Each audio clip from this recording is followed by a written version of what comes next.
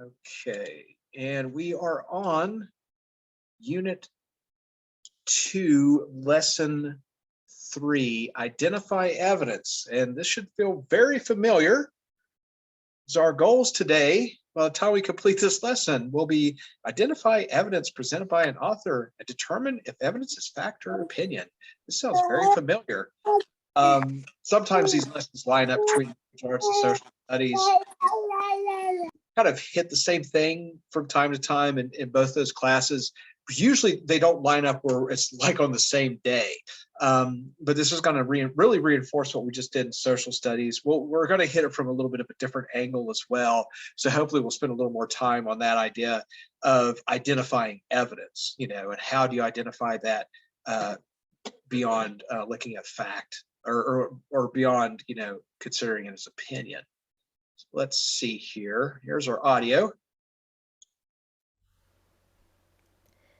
In persuasive writing, claims are supported by evidence, reasons and information that show why readers should believe or agree with the claim. Claims are authors' opinions or viewpoints. Evidence is made up of facts, information that can be proved true or untrue, and credible or convincing opinions. Authors use different types of evidence depending on their purpose and audience. Authors also may use appeals to logic, appeals to emotion, and appeals to ethics.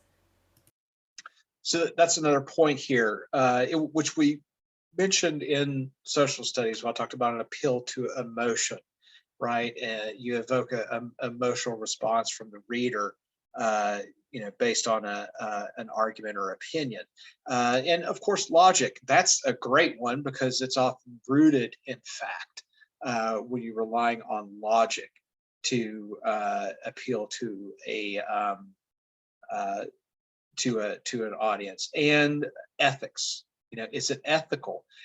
That's a little bit of a crossover from emotion, whether or not it's sound ethically.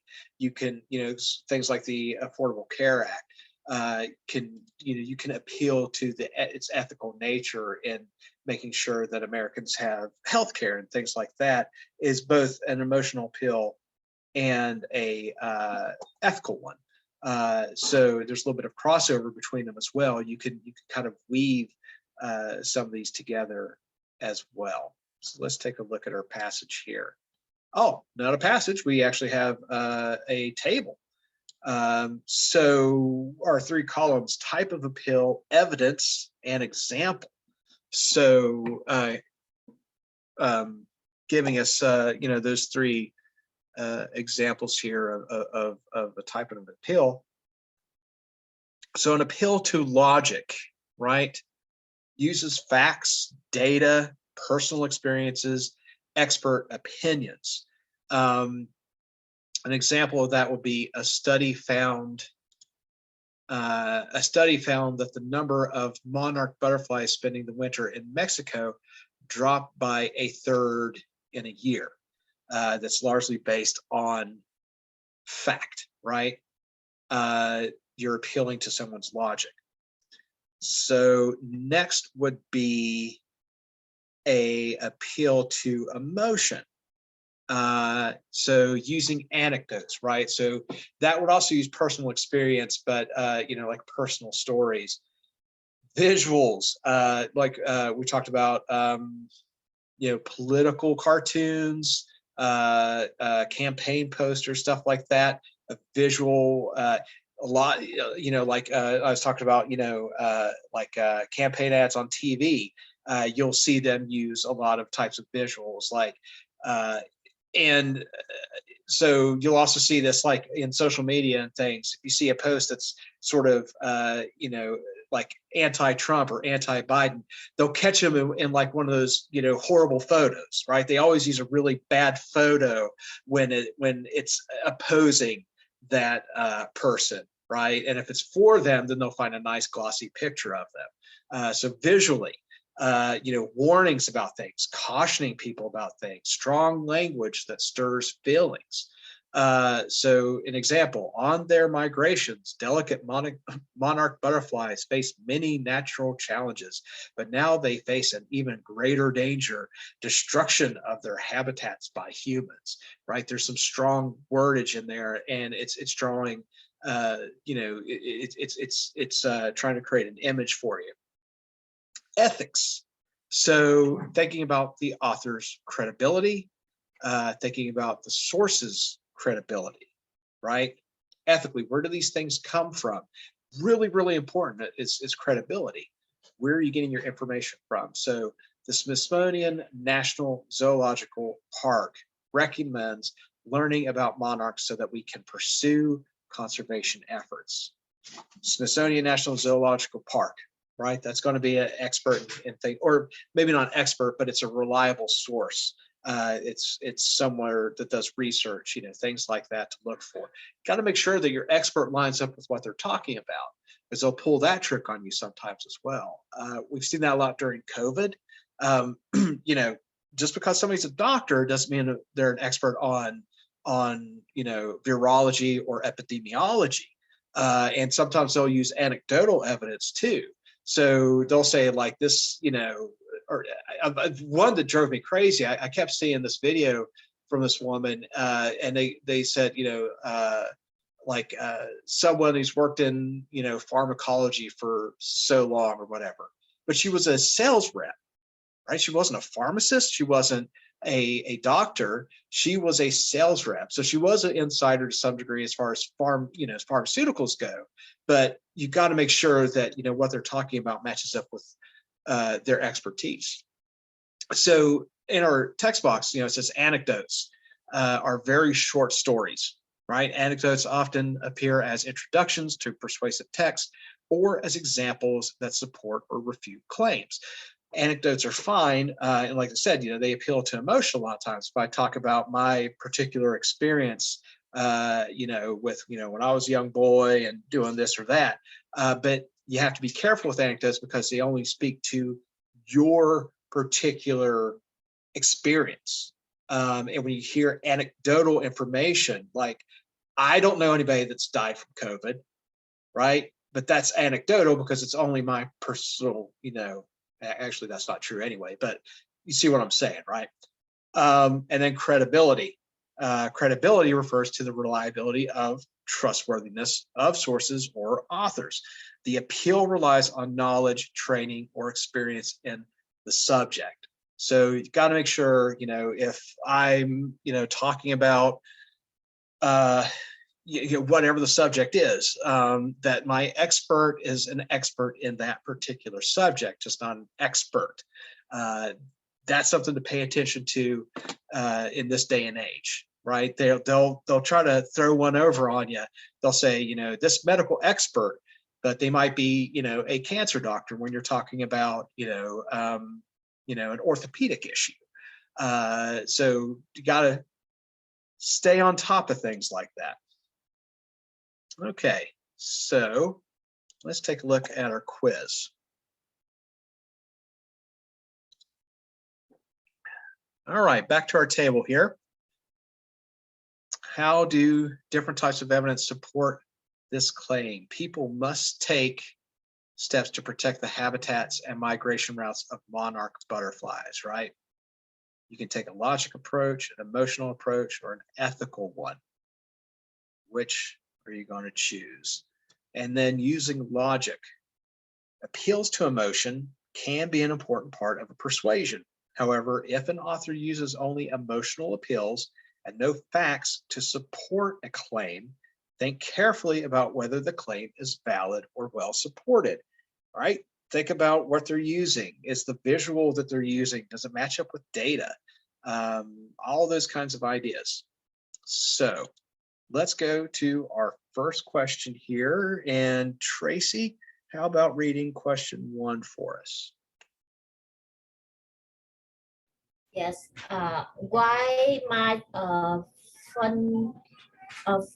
fundraising letter from a conversation group include photographs of tree cut down in butterfly habitat? A. prove that numbers of butterflies are decreasing. B, to show that the group of readable source of information. C, to make readers fearful about the threat to butterflies. D, the counter claims that butterfly population are growing. Um,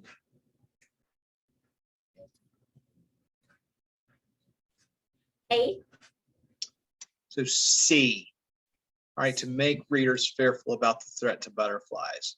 That's an emotional appeal. So if it's, you know, that's a visual identity. Remember, I mentioned yesterday, I think it was yesterday, I mentioned the Sarah McLachlan commercial for SPCA with all of the animals, right? All the pets and helping the animals. You see like the little puppy that's all sad and her music's playing. It's just like pulling at your heartstrings. So the same thing's kind of in operation here. If you got like a pamphlet, if you got a letter, you know, asking for money, and you know it's like, we need to save the butterflies, and then they, you know, show all these dudes like chainsawing down a forest, right? That's like, oh my god, you know, the butterflies are all going to die because we're cutting down all the forest. It draws on that emotion for you. All right, so one is C. Let's see, we got a short excerpt here.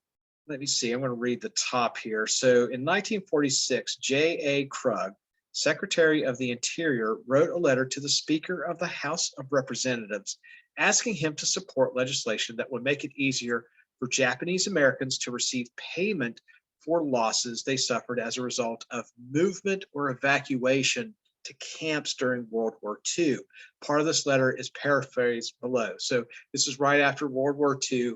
This is something we mentioned in social studies, I believe, earlier on, that we interred, you know, Japanese Americans because there was a fear that they were spies, right? Or, you know, that they were going to do something to, you know, help the Japanese Empire at the time beat the United States. So how about we go to Nakia?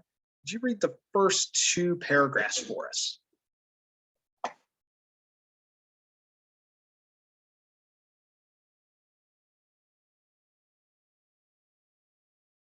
No, we'll come back to you. How about Grace? You want to read the first two there? Okay. Compensating Japanese American evacuees. Okay. In 1942, the War Department ordered that all Japanese Americans be removed from Pacific coast of the United States for approximately 2.5 years. More than 100,000 of these American citizens and their allied parents could not return to their homes. In January of 1945, they were allowed to return to their homes to try to resume their lives. It is too early to establish the total financial and property losses and Japanese Americans experienced, but the losses are undoubtedly heavy. Some lost everything they had. Many lost most of what they had. None of these Japanese American evacuees was charged with any crime. Experience has shown that most of them were and are good Americans. And the 23,000 Japanese Americans who served in the army forces in both Europe and the Pacific have an outstanding record. The intelligence agencies have uncovered no instances of sabotage or espionage by Americans of Japanese ancestry during the war. All right, Christiana, you want to read the next two for us?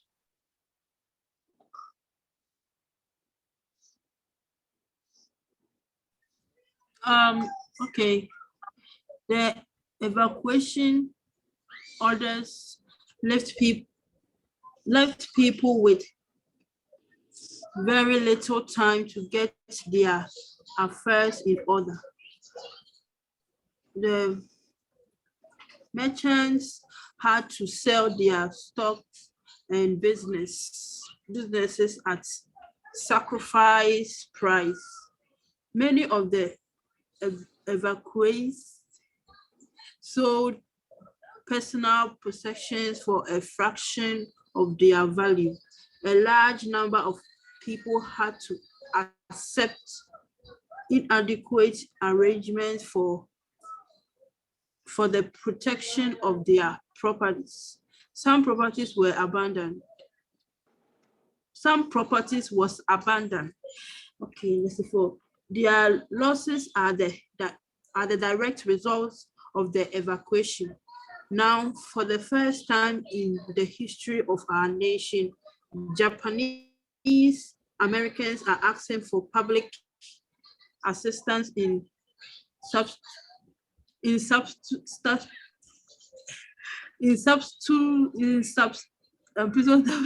Substantial. okay, Yeah. in substantial numbers. The least as this country can the least that this country can do in simple justice is offer some degree of compensation for the incredible losses of the evacuees have suffered. Right. Go ahead with the question. The question says, which fact supports the author's claim that Japanese Americans were evacuated without cause? A, more than 100,000. There are more than 100,000 Japanese Americans were not allowed to return to their homes. B, the intelligence agency uncovered no Espionage. Okay, espionage by Japanese Americans. C, merchants have to sell their stock and businesses at sacrifice prices. D, Japanese Americans are asking for public assistance in Substantial. substantial number. Why did I can't keep this? Okay, so A. So B, yeah. So that's espionage, right? Is an act of spying or intrigue. So intelligence agencies uncovered no espionage by Japanese Americans. That's a fact that you can point to, that this idea that we interred Japanese Americans was there was no reason for it. Shouldn't have been evacuated in the first place. So we need to compensate them for any losses, because this is really on the U.S. government. This is on us to make this situation right, is what he's going for.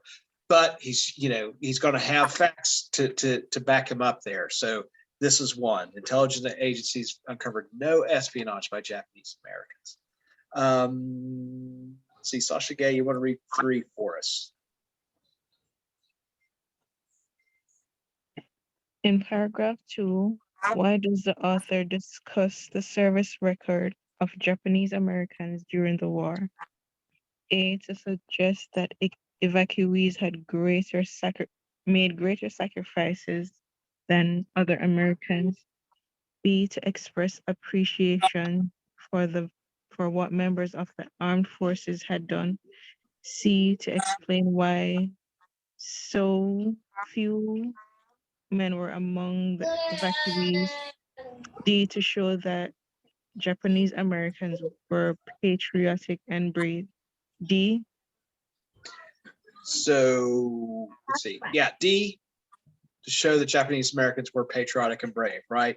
They had a good record, from fighting, which continues to show that Japanese Americans were patriotic. They weren't working for the Japanese Empire, so forth and so on. So sort of adding to his argument there that we need to compensate them for their losses. Yeah, 3 is D. And 4, let's go back to Tracy here. You read number 4 there. Yes. Which statement best summarize the evidence represented in paragraph 3? A. The haste of the evacuation resulted in financial loss for Japanese Americans. B. More planning could have helped the evacuation run more smoothly. Japanese Americans had to leave their property with people. They did not trust the Japanese American had trouble determining the value of their possessions. Paragraph 3. Could I view paragraph 3 again? Yep. The agricultural orderless people. Many people the large number of people.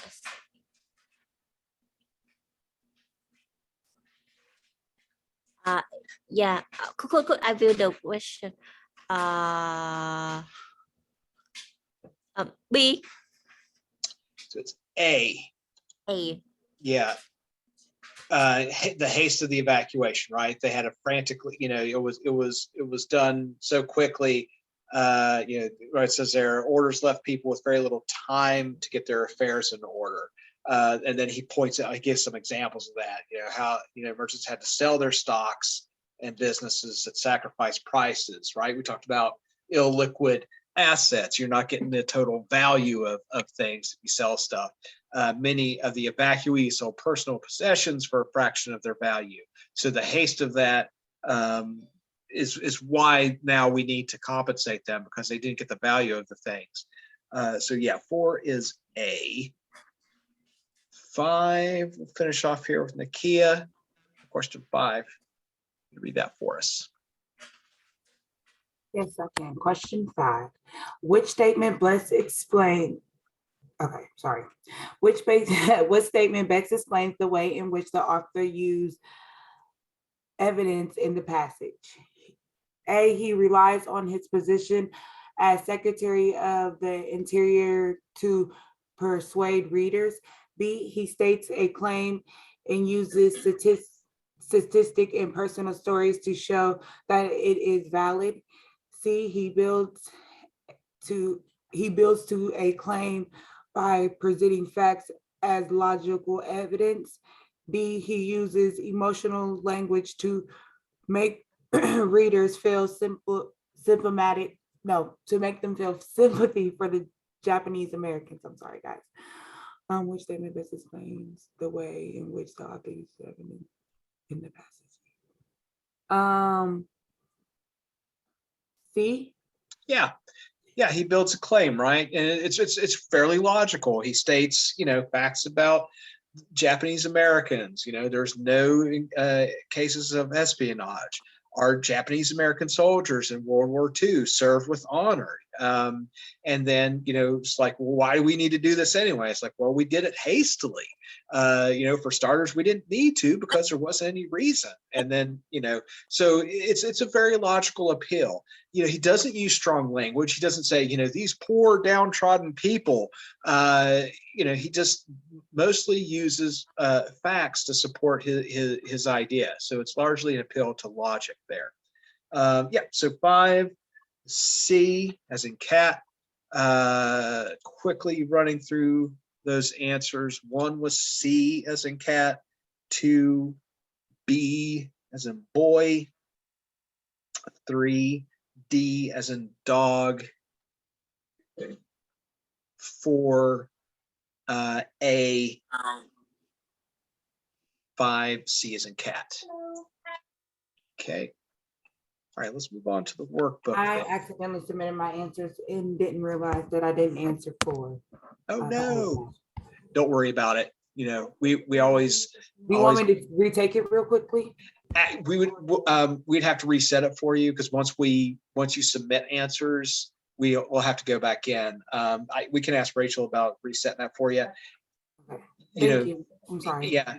And I always point out, when we're going through this, it's more important that you know the right answer than, and understanding it than what's here. We know how well you guys are doing, and we, so the, a wrong answer here or there, don't sweat it. We understand it's going to happen from time to time. Okay, so claims are supported by evidence, like we been learning here, reasons and information that show why readers should believe or agree with the claim. So claims are usually opinions or judgments. Opinions cannot be proven, right? 100% proven, but they can be supported with strong, convincing evidence. Facts, on the other hand, are proven true or untrue. Authors often use facts as well as other evidence to support their claims. So, in order to, make those claims and make those opinions, there's typically three ways we appeal to people. We appeal to them with logic, reasoning through something, just like that last example about Japanese Americans that we saw. An appeal to emotion, trying to evoke an angry response from people, or a sad one, or a happy one, whatever it may be. You try to kind of light a fire under that. And appeals to ethics, credibility. If I'm an expert on something, then ethically, I'm persuading my reader with my knowledge of that, whatever it may be.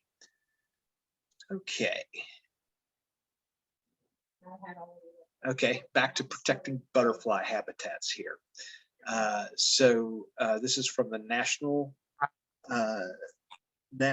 Zoo .edu. I think that's Smithsonian Institute. So that's from the Zoological Smithsonian Institute article, Monarch Butterfly Migration Underway. And title says Protecting Butterfly Habitats. Remember, always look at the title. Every fall, tens of millions of monarch butterflies travel up to 3,000 miles in their migration. Monarchs east of the Rocky Mountains make their way to central Mexico, and those west of the Rockies fly to the California coast. Monarchs must reach their destination before it gets too cold, or else they risk death. But cold weather is far from the greatest threat. Habitat destruction and harm to their food sources imperil this phenomenal migration. Much of their spring and summer habitat in the U.S. has been ruined by new roads, housing developments, and expanding agriculture. Monarch larvae, only food source, milkweed, has been destroyed by people who consider it a harmful weed. Pesticides and herbicides threaten milkweed, nectaring plants which the adults feed, and the monarchs themselves. So at the top here, pointing to that bracket on the first paragraph, it says the first paragraph contains facts, details about how many butterflies travel and how many miles can all be proved correct or incorrect, right? That's a fact. Do they travel 3,000 miles in their migration? We can look for further information to verify that. Secondly, right, look at your word choice. Imperil this phenomenal migration. So the author uses strong words like imperil and describes the migration as phenomenal. These words appeal to readers' emotions, right? Don't need those words to, those are qualifying the event. So you could just say to, and harm to their food sources,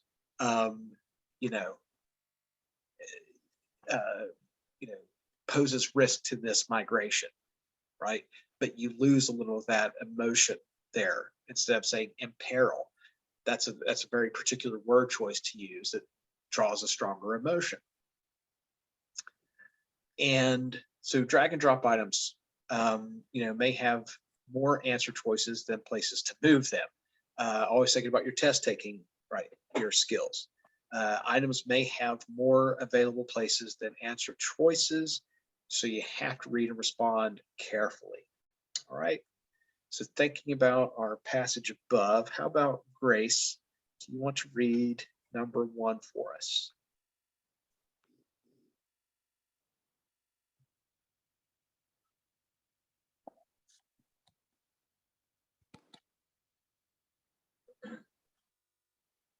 Oh. Number one. Yeah, number one. I saw your mic was on, so I figured you heard me. I wasn't sure. In stating the claim, the author uses words such as greatest threats and imperil to A, show readers that he or she is credible source. Show readers that he or she is a credible source. B, mislead readers about the challenges butterflies face. C, emphasize how far butterflies travel on their migration. And D, make the dangers butterflies face seem rare and urgent. B. D, right? Make the dangers butterflies face seem real and urgent. Greatest threat and imperil, right? Those are words that are really to signal and trigger a strong response emotionally. That there's butterflies. It builds that sense of urgency, right? That something needs to be done and it needs to be done soon. So one is D. Let's see, Christiana, how about reading 2 there? Okay, number 2. What evidence would the author use to add to an appeal to ethics? A, more data about the distance the merchant butterflies travel.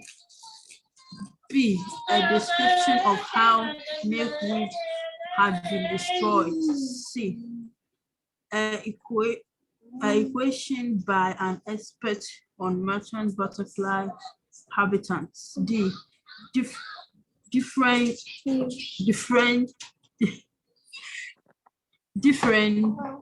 options about the threats of pesticide,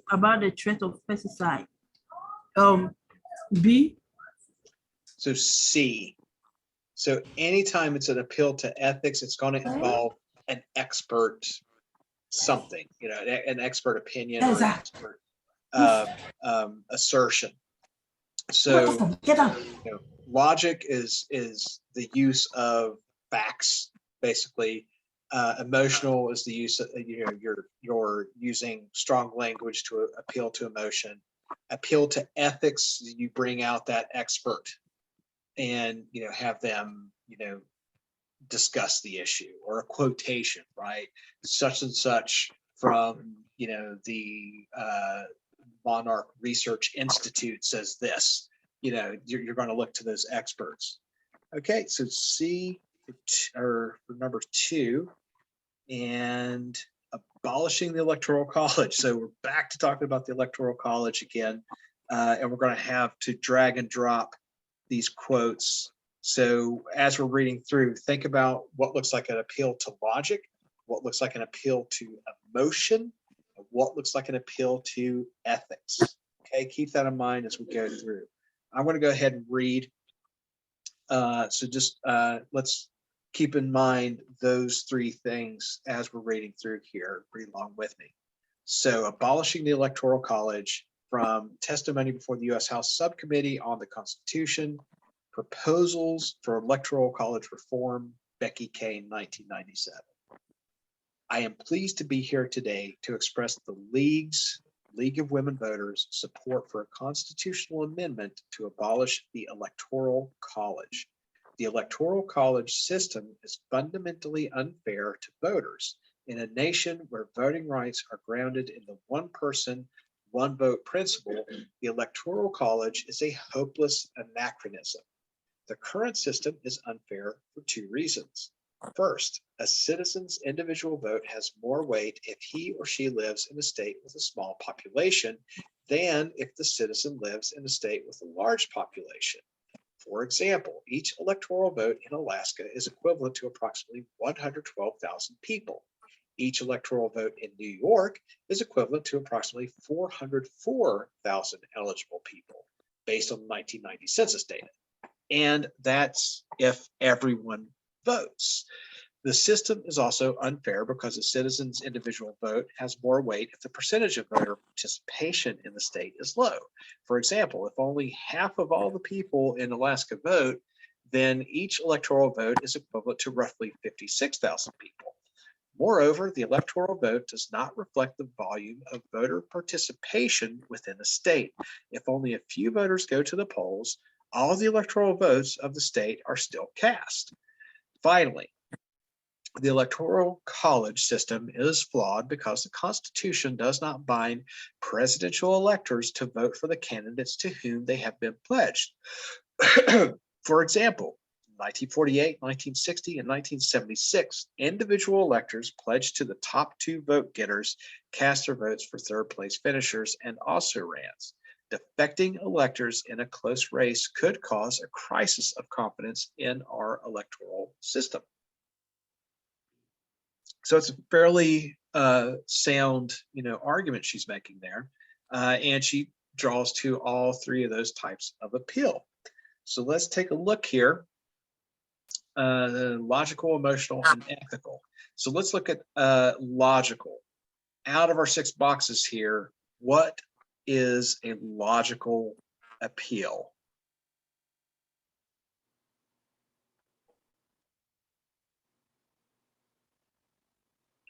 Keep in mind, right, facts, statistics, what we see here that might lend towards that.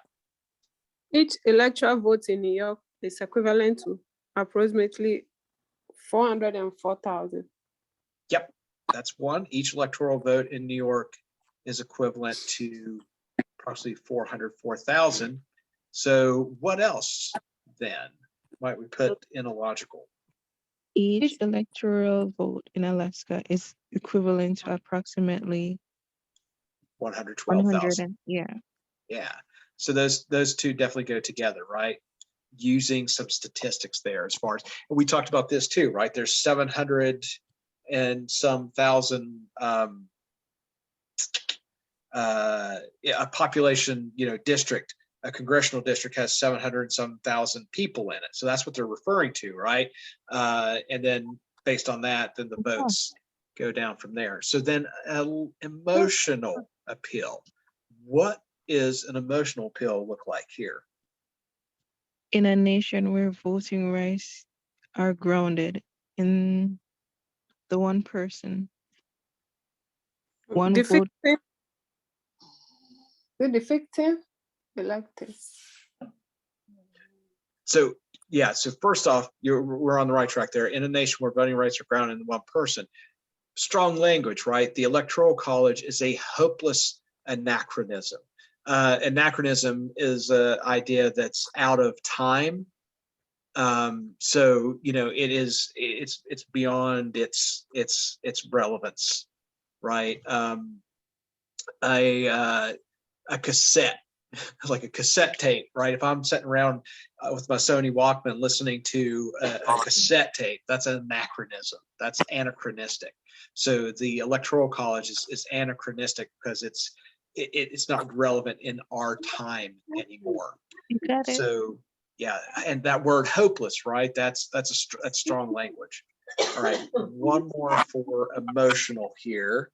I What am else is pleased to be here today to express the League's support for the constitutional amendment. So that's more of an ethical appeal because she's somewhat of a expert, right? I'm pleased to be here.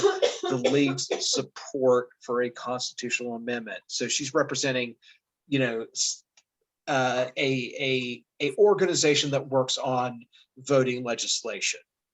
So that would make her somewhat of an expert. So we're going to go ahead and put that ethical. And is it defecting? What's that? Is it defecting electors? That is the emotional one, right? Defecting electors in a close race could cause strong language again, right? A crisis of confidence in our electoral system. So that's more of an appeal to emotion. And then we want to put this last one in, detail not provided. This is what I was kind of referring to in our little test taking tip, right? You may have not enough slots for everything. So they try to keep you on your toes with the choices you have to pick. Okay. So just to review there, make sure you guys got that. The logical, right, has the statistics about New York equivalents. Electoral vote is about 404,000 people, and Alaska is 112,000. Emotional, one vote principle, the Electoral College is a hopeless anachronism. Strong language used there for an emotional appeal.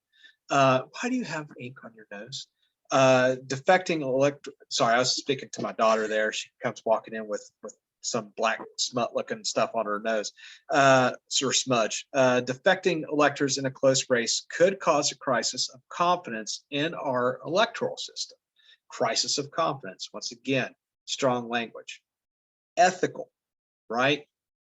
Appeal to expertise. That's another way to look at ethical, an appeal to expertise, or an appeal by an expert. Maybe that's a better way to put it. So she's there representing the League of Women Voters, making her an expert, right? Number 3. And then on to 4, the moon is an inspiring goal. Let's go with Sasha Gay. You want to read like the first 4 little paragraphs there for us? Okay. The moon is an inspiring goal. The inspiration provided by the goal of sending humans to the moon is credited for laying the groundwork for and making widely available a host of technologies that society depends on today. As an example, Steve Dick, NASA's chief historian, points to the integrated circuit, commonly referred to as a computer chip. The Apollo guidance computer used for the Apollo program was the largest single consumer of integrated circuits between 1961 and 1965. NASA did not invent the integrated circuit, but a good case could be made that it played a major role in making the integrated circuit commercially viable, he said. In addition to encouraging the push toward the development of the personal computer, Jeffrey Bennett, a noted astronomy teacher and writer, also credit that the Apollo program for sowing the seeds of the internet. Okay, and how about Tracy? You want to read 5? Well, go ahead and finish off, read the rest of that passage. Number 5. Yeah, starting with 5 there. Starting with paragraph 5. Yes. I wouldn't attribute the technological advances solely to Apollo, but I do think that the inspiration of going to the moon made things happen much more quickly than they would have happened otherwise. Bennett said, once on the moon, astronauts Neil Armstrong and Edwin Buzz Aldrin spent about 2.5 hours exploring the surface. They collected 45 pounds, 21 kilograms of surface material to be returned to Earth for analysis. Over the next several years, space scientists continue to visit and study the moon, learning about its composition, age, and rocks, and about the similarities between the moon and Earth. Intensive testing found no evidence for life, past or recent, on the moon.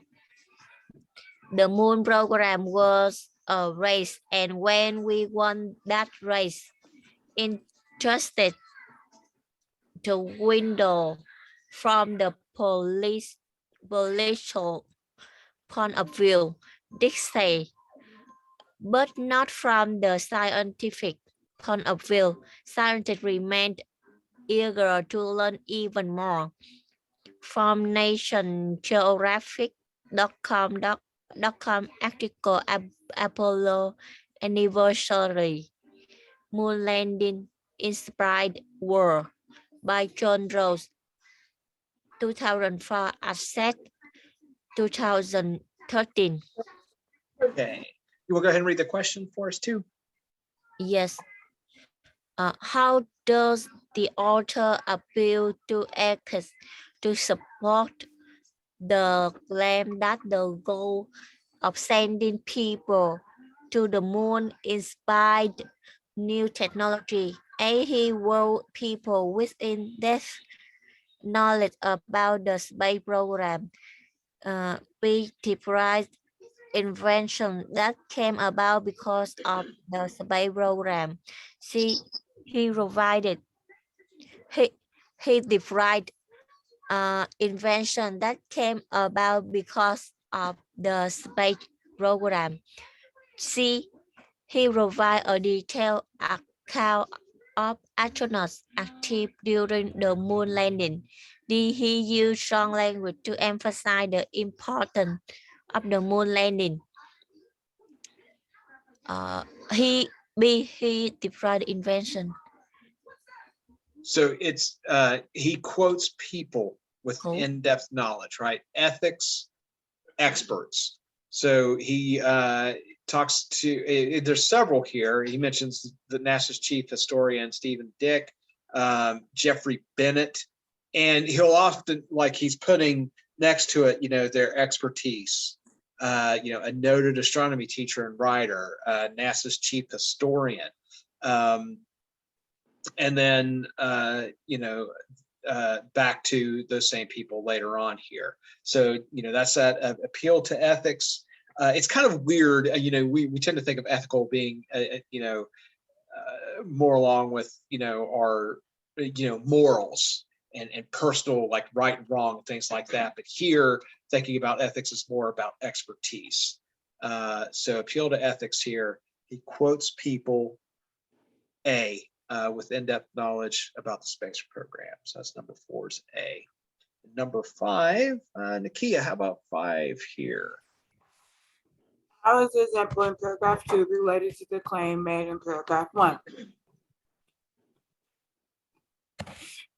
Okay. A says it restates the claim. B says it supports the claim. C says it counters the claim.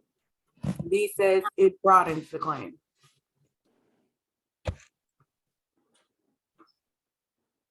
Hold on, give me a second. I want to review these two. The goes to the limits of the moon is created by laying downward and making the wiring. Example. Okay, so it supports the claim. B. There you go. Yeah, and you can kind of hone in on that when it says as an example, right? So that gives you an indication that he's going to further support his claim. All right, we talk a lot about transition words and signal words and stuff. So something like as an example, furthermore, moreover, if you hear something like that, they're giving you additional information, right? So more information to support that claim. 5 is B as in boy. Grace, how about number 6 for us?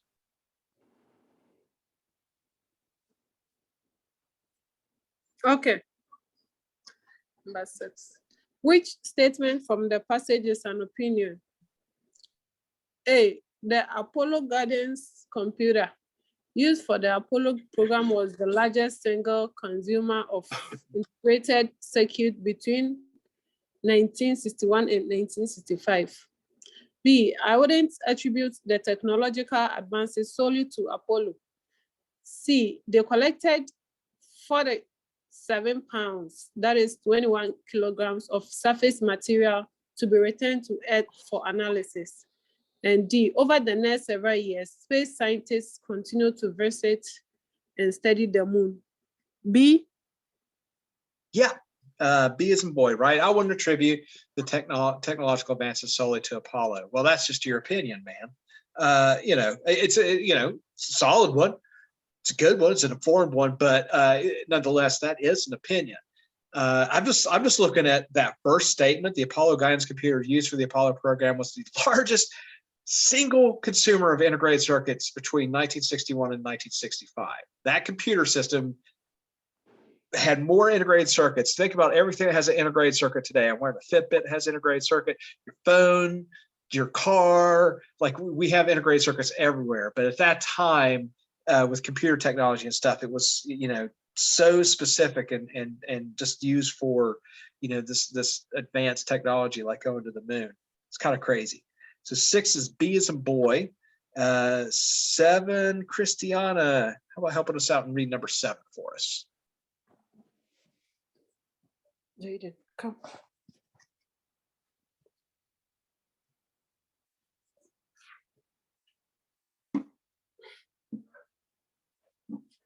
Christiana, you there? You got number 7?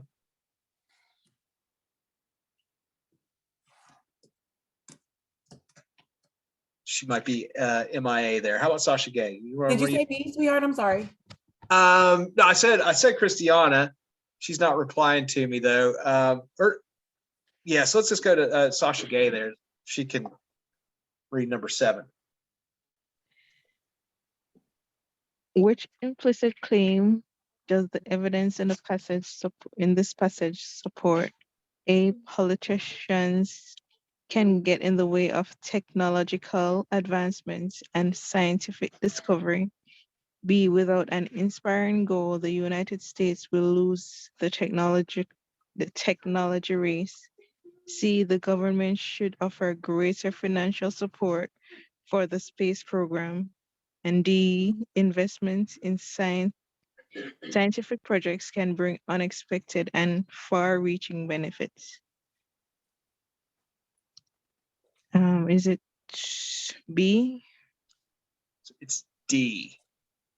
Investment in scientific projects can bring unexpected and far-reaching benefits. So, you know, it's implied, right? It's nowhere is that explicitly stated, right? The author doesn't come out and say something like that. So we're looking for implied claims here. And here, you know, we're talking about, you know, largely, you know, a lot of the investment in that technology to go to the moon, the science behind it, the engineering, everything was largely to do it, right? We were in the space race against the Soviet Union, and we wanted to show that we were technologically advanced and had superior technology. That was a large part of it, but it spurned all this other technology. It you know, it helped us advance, you know, things like the integrated circuit, computers, and other types of research and science. So, but that's all sort of, right, reading between the lines, that's where that comes into play. So we say D for dog, their investment in scientific projects can bring unexpected and far-reaching benefits. And then preserving our prairies is probably our final passage here. How about Tracy, you want to read like the first 3 paragraphs? Yes. Preserving our prairies. Native prairies once stretched for hundreds of miles across the middle section of our country, covering nearly a quarter of the lower 48 states. The first, only the first, the second. Oh, go ahead and read the second there too. Yeah. Yeah. Very supported an enormous variety of plant and animal life, including large herds of bison, pronghorn, elk, lynx, grizzlies, and hoes. The wide prairie inhabitants thrived with wildfire, grazing, drought, heat, and cold. Prairies is now considered one of our most imperial habitats worldwide. In North Dakota, approximately 18% of our prairie is gone, with most remaining areas found in the arid west. In the Red River Valley, over 95% of our prairie is gone, with this loss, prairie plant and animal populations have also declined, with some species now becoming rare. Okay, Nakia, how about reading, you want to go ahead and read 3, 4, and 5 for us? Okay, many prairie birds currently show population declines. The Western Prairie Fringe orchard is now a rare flower of the tall grass prairies, and the Dakota skipper butterfly is another prairie inhabited, right?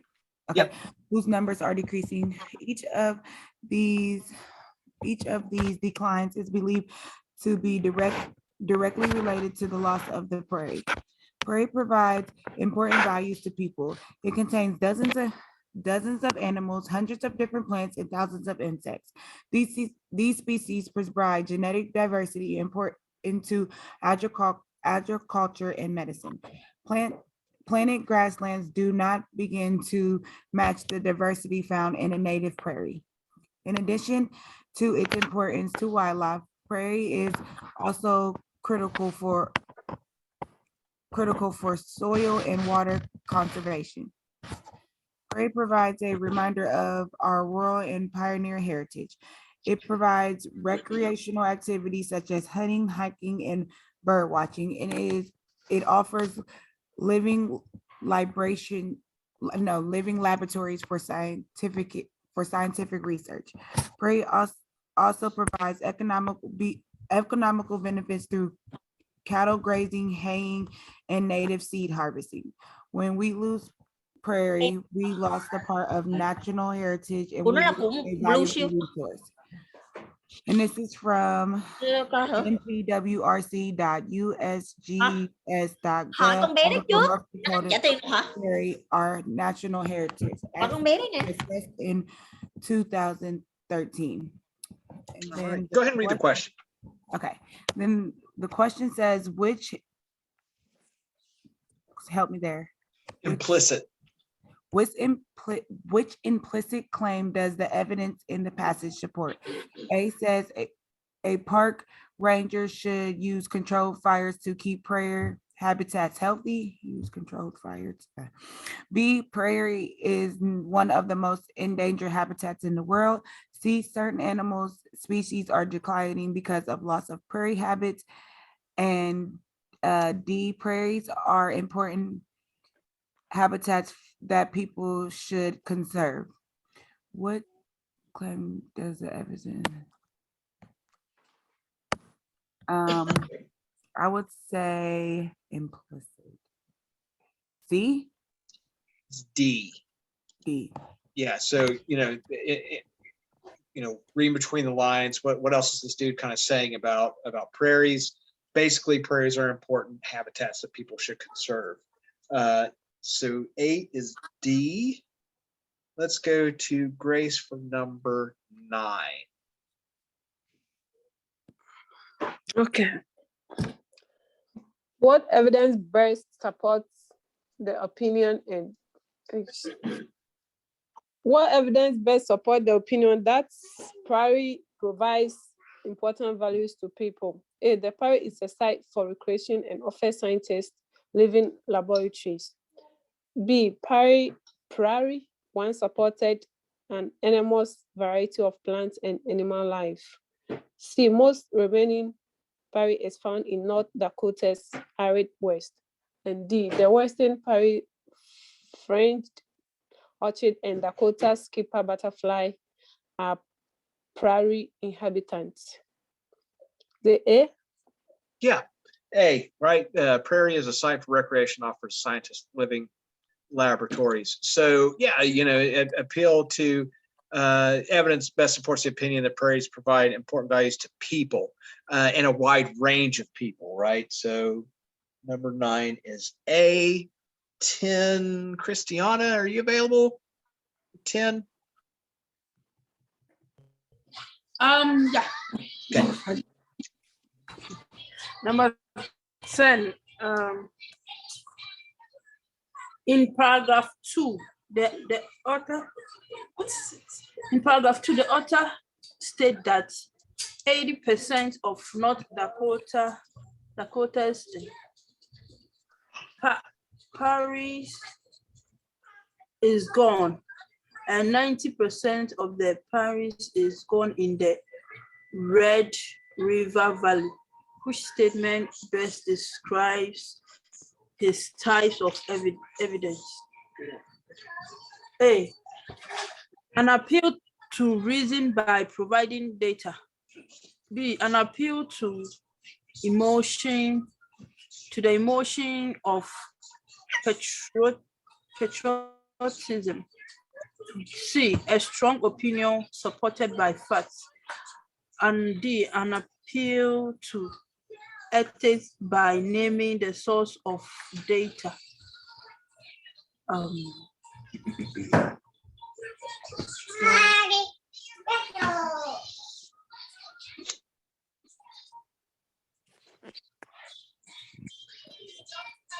Okay,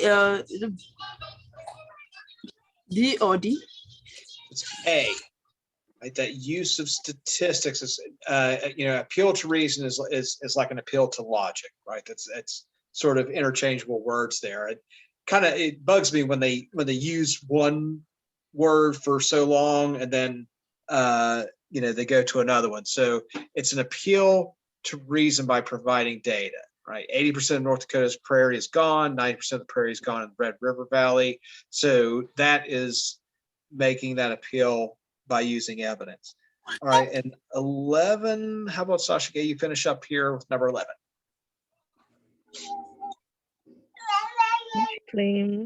Which claim lacks supporting evidence? A, there are environmental, scientific, and economic reasons to protect the prairie.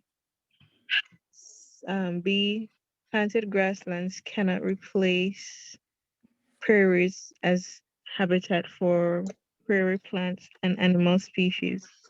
C, efforts to conserve prairies are expensive and may not be successful. And D, Americans did not take appropriate steps to protect prairies in the past. Is it C? It's C. Yeah, efforts to conserve prairies are expensive, may not be successful. Nothing really here data-wise that supports that. Maybe in a larger passage that might be there. So that's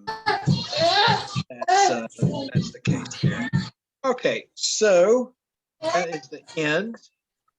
Anyone need me to follow up? I just followed up with 9 and 10 for Nakia in the chat. Does anybody need any answers there for any of those work questions?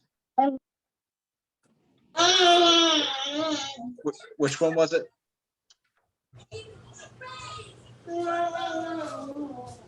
I thought I heard somebody say they needed one. No. No, okay, we're good. Okay, so just to finish off here with the week, really hitting opinion and facts hard today with both social studies and language arts. Fortunately, I think we did kind of hit them from a different angle and kind of rounded out the whole idea. Facts verifiable, right? They're you can explore them, you can research them. They're often data driven, they're statistically driven most of the time, and it's hard, solid proof behind evidence and facts. Opinion, right? Triggered by words like I think, I feel, my opinion. Well-formed opinions, that's where things start getting complicated. A well-formed opinion can appeal ways, which we go into, our language arts hill lesson with, to emotion. Just use strong language. Does it use words that, are trying to invoke emotion with emotion? Adverbs and adjectives, not always necessary when you're talking about facts. Opinions, though, it's different.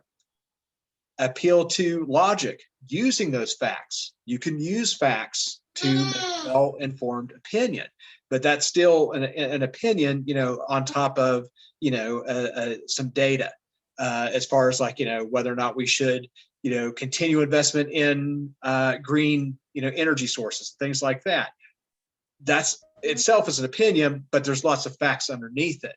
And then appeal by ethics, experts. If you're citing an expert, if you're using quotes that come from somebody who's an expert in that field, that's an appeal to ethics. It's really strong as well. So any questions on either social studies or language arts today? Right out of the same wheelhouse for both. We're all good. Really appreciate you guys showing up this week. Really had a strong turnout. We're moving right along here. So you guys have a good weekend. Take 3 days off, and I'll see you guys on Monday. Okay. All right. You too. Okay. Bye-bye.